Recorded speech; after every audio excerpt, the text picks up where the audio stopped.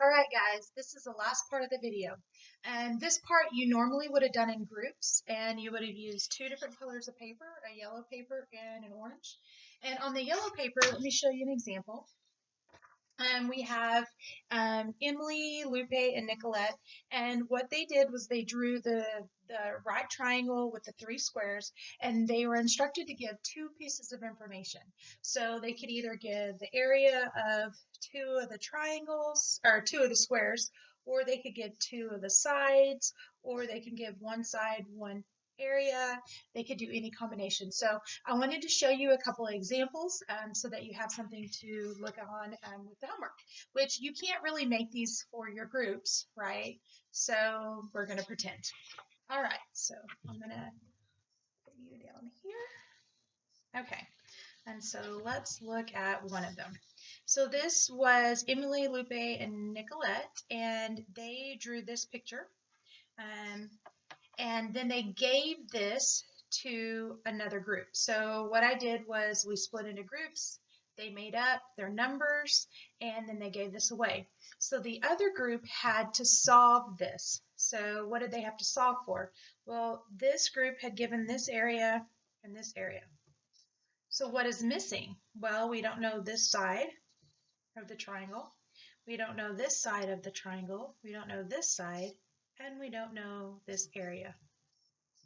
So they had to solve for side, another side, the hypotenuse length, and the area.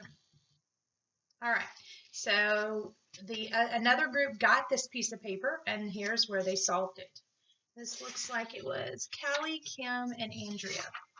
And here's what they said. They said, well, if this square is 25 area, then the sides have to be 5. 5 times 5 is 25. If this area is 16, then these sides have to be 4 and 4. So if this square is 25 area, this square is 16, this one has to be 9 because these two add to get that one. And if this area is 9, this is a 3 by 3 square. So they solved that one. So now we are going to do one together.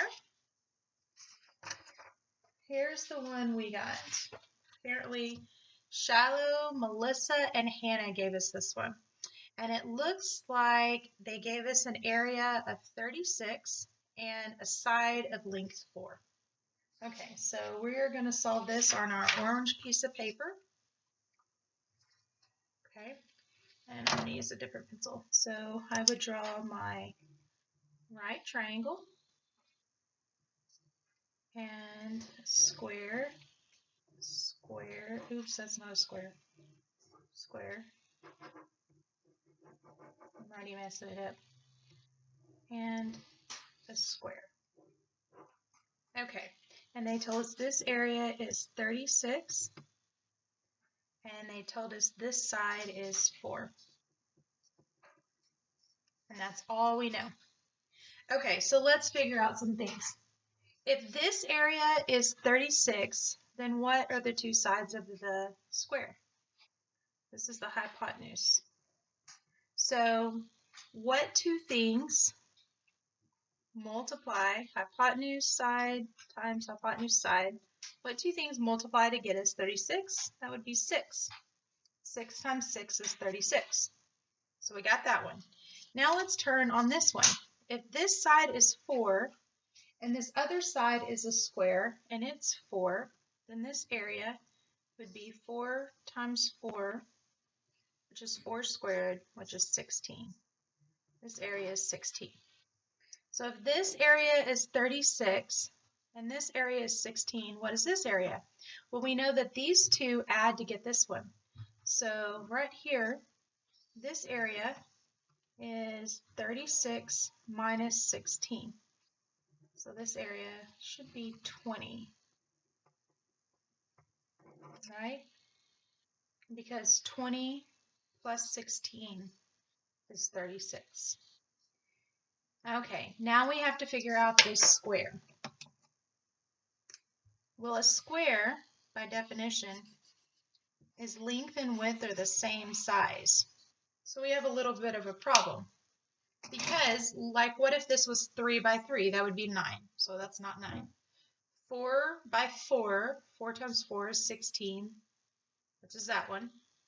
The next one is 5 times 5, which is 25. So this is not going to be a nice, pretty one. So we're going to have to figure it out a different way. So I'm going to call this length L for length and L. So we'll call it leg. We could call it leg and leg. We know leg times leg equals 20, right?